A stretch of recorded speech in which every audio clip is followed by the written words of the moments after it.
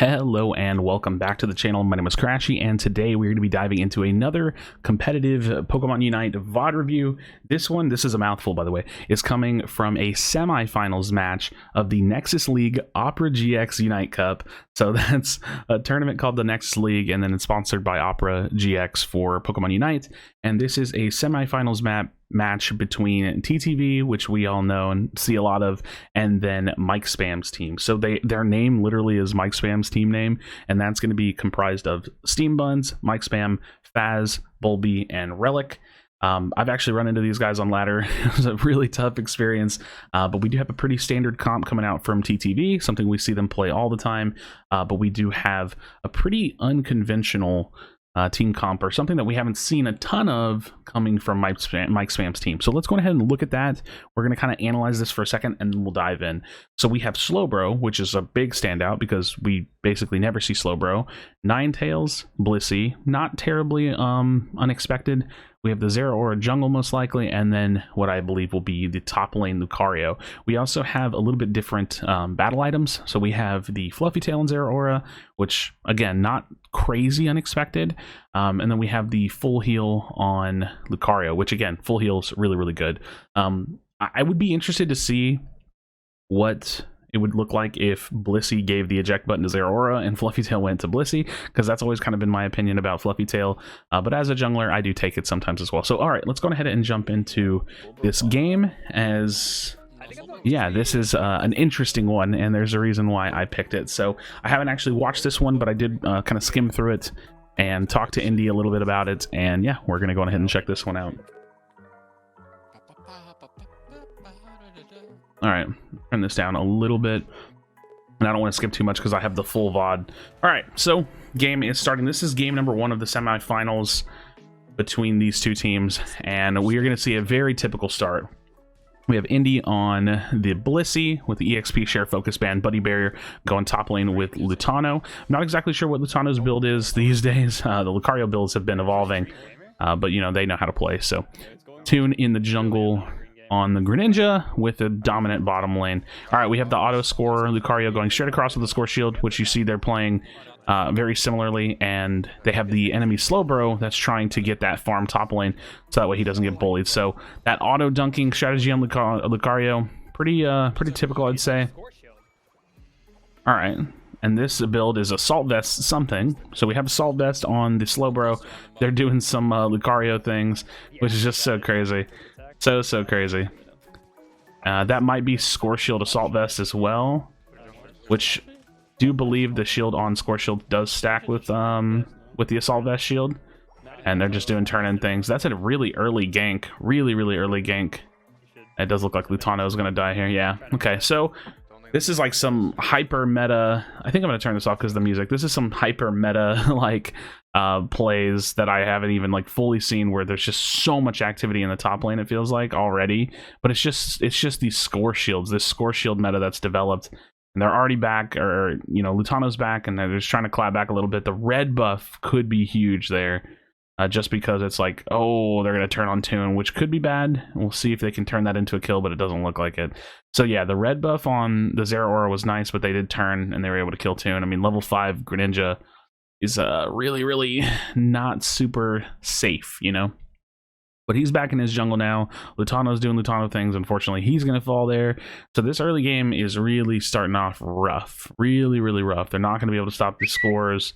You know, Indy probably won't be able to stop the killing of the Apom, which means he can't evolve, which means he can't get safeguards. So his whole early game has been kind of completely butchered, and we already see like almost a full level advantage over Lutano on Relic. So Indy finally catches his evolution, but he's still just holding on to a lot of that catch-up XP. You do see Lutano kind of still playing the Lucario bully, you know, just trying to get those score shield scores in and doing what he can.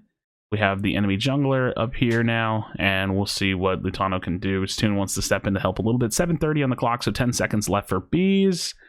Definitely an important objective, and we'll see how they respond to that. I think Lutano's just basically dead. Using the E-Speed, though, has some really good damage potential. Is there any chance? No. Indy can't really pinch in to help him. The bees are out, and we'll see if they can get any kind of value out of that. Looks like Indy's going to go ahead and rotate down, see if they can help these mid bees here. And then, you know, Zugrug and Goof are probably realistically, they're probably still dominating their lane.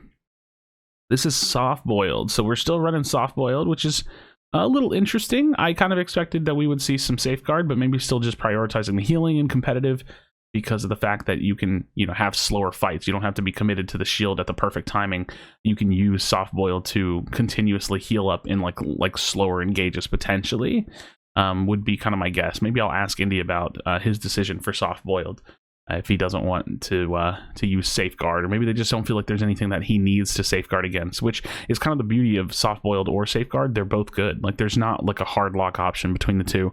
I do personally think, especially for like ladder play, solo queue play, that I would probably recommend safeguard more often than not, especially if you're running a score shield or playing with someone that has a score shield, because you can kind of use that in your own way. Top lane is going to be taken down. Use that in your own way and kind of like bully your lane, but soft boiled is probably better in, you know, longer engagements with a full team or something, but safeguard is pretty strong. So all right, 6 minutes on the clock. We have some bees coming out in like 6 seconds. Top lane got crushed, and we will see what is going on here. See what's going on here. E-Speed coming out, dude. E-Speed on bees is just so crazy, but Relic, you know, he'll take what he can. Looks like they're doing pretty good. Like things have stabilized quite a bit. 5.5 minutes left. And everything is looking pretty decent. You know, all things considered, the early game was a little rocky, but a little bit back in the game. This isn't feeling very, you know, it's not a stomp, right? There's no clear winner, I'd say here. Top lane getting crunched out. Nope, not entirely. I thought that was the full goal. So top lane still there. And they just traded golds, essentially, which is going to be really nice for this second Dreadnought fight as it's coming up. So 5 minutes left on the clock, 25 seconds left until Dreadnought comes up. We have Toon most likely going to get his buffs, and an off-lane Lutano in the top lane, and they're in the lead, so this is good. I think it's probably something that isn't stated enough, how important it is to have the lead going into the final 2 minutes, because that allows you to make decisions, or not to have to make decisions. Really forces the other team's hand. So experience-wise, experience is looking good, you know? Full 5 teammates are down here, at least on the side of TTV. All right, full 5-on-5 engagement. Indiebear has to try to back up. The Zera Aura ult is coming out. The Cram ult getting ulted by, I think that was the full Cram ult getting ulted by Indiebear. And now they're like looking to siege forward. They got that first kill onto the enemy Blissey. And nice, they're taking this completely by storm. So huge plays there. And that actually wasn't the Cram ult. It was just a unite onto Cram just to keep him alive there, as he was kind of like, I guess in a sense caught out of position, or just was able to be dove on. So they're able to chase out a couple kills. You see how Toon goes straight to that top lane. He knows that they don't need him there if they just won the fight. So he can go up there and farm, just kind of a light min-max, right? He can go up there, farm. He could even go up there and start Rotom if it was like free enough, but I don't think it is. And just in general, like allows him to get around the map and do something else, you know? If you win a fight, you don't need your entire team on Dreadnought because, yeah, you just don't. So look at the positioning now. Lutano comes out of spawn and goes to bottom lane. So Lutano is undeniably the offlaner. And this is what we're talking about, the importance of offlaning.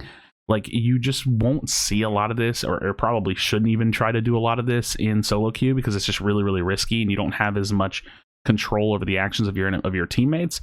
But Lutano playing the bottom lane, he's got 2 people there. Indiebear just kind of floating around the mid as they're dealing with Rotom. He might be caught out here. Kind of a tough situation to be in.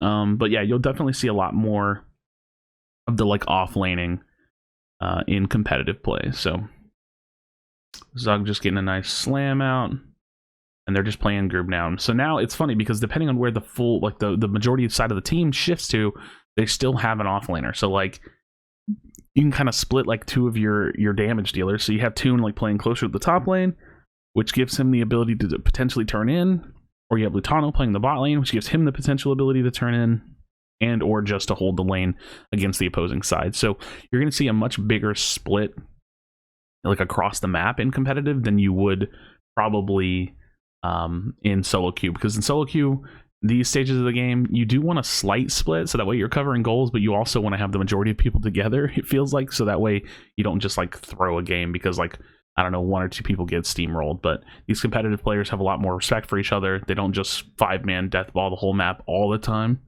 And yeah, they're able to identify when they need to back up. Okay, so they're in the lead going into the final 2 minutes. All 5 ultimates are up. 4 seconds on the clock. And now they do have the lead. So let's see how they respond. You got 3 accounted for in the top lane. There's the 1 Lucario in the bottom lane. The E-Speed, he's going to go ahead and pass through. So they have at least 4 or 5 of their teammates right here on this top side. Zugrug getting a little bit out of position, already going to be at half health. And this is going to be the Unite move coming out. Big fight. So it looks like someone got picked off really quickly. Couldn't even tell who he was trying to ult there. But the Cram ult comes out, but dude, he's just getting completely overwhelmed. And this fight is going to be big, like big fight for the enemy teams. They're going to go ahead and take Zap, and that's going to be the game. So we probably need to rewind that because I need to kind of watch what happened in that fight. It really just seemed like a matter of how the fight actually broke, but there's pretty much no way to stop what they're doing. So at this point, pretty unstoppable. So let's go ahead and rewind this back a little bit. All right, let's see if we can catch what happens here.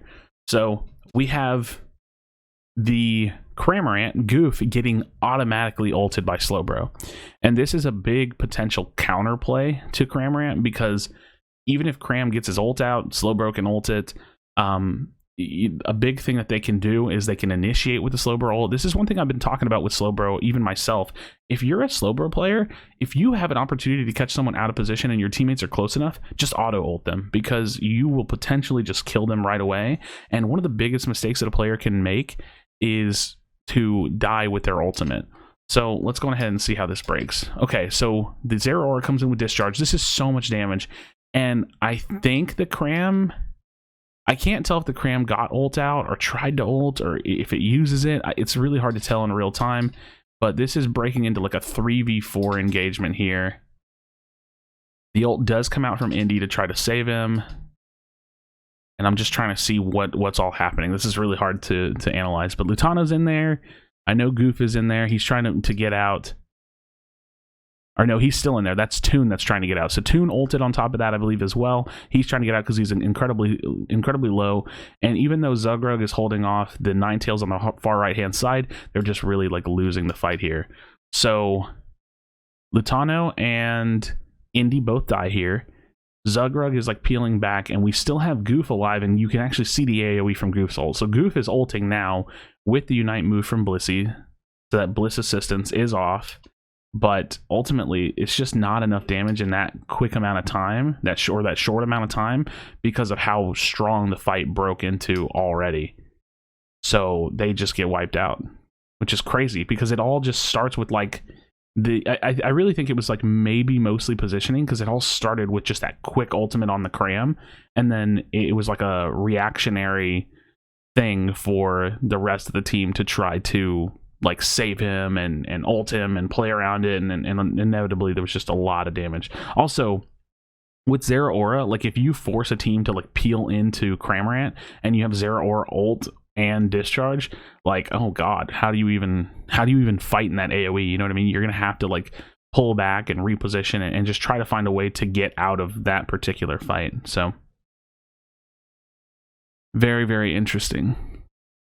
But this is going to be the end of the game. That we do know, or at least I do know, that this is a game 1 loss. They do go on to win the series, so I might have to check out their other games to see how they deal with this. But it really shows a potential vulnerability with this team, the team comp that is, and or just how they have to adapt, because they are going to go on to win this series 2-1. So they do adapt to this, and maybe I'll have to make this a 2-parter where we watch a second episode and I can drop that on y'all, and we'll watch how they continue to adapt to this one. But unfortunately for this one, they're not going to hang in there, not going to be able to do it. A very overwhelming team fight where, like I said, they really just run straight on in, and yeah, they look to take out Cram for Goof because he's just such a big source of damage in like that turret mode that he goes into with his ultimate. But yeah, they didn't even do it. It was just the fact that they forced everybody to fight on top of him, which was their aura very overwhelming in terms of damage. So let me know your thoughts in the comment section down below. I'm curious to hear what you think about this team comp and this potential like counter meta comp or counter meta play where they're really relying on less auto attacking but more like AoEing in the fight with the Zera Aura, with the the cram being ulted by Slowbro and just trying to lock someone down and then like hard dive on them. So I think it's really, really interesting. I love when seeing, you know, we can see other teams pulling out different strategies and trying new things. But like I said, TTB does go on to win this series 2-1, so maybe we'll check out the other games, or one of the other games at least, to see how they kind of played around it. I mean, they kept themselves in the game. They were playing the game very, very well. They just lost that one fight, so gotta be able to close it out. So as always, friends, thank you so much for checking out the video. Be sure to be kind to one another, tell someone you love them, and I'll see you on the next video.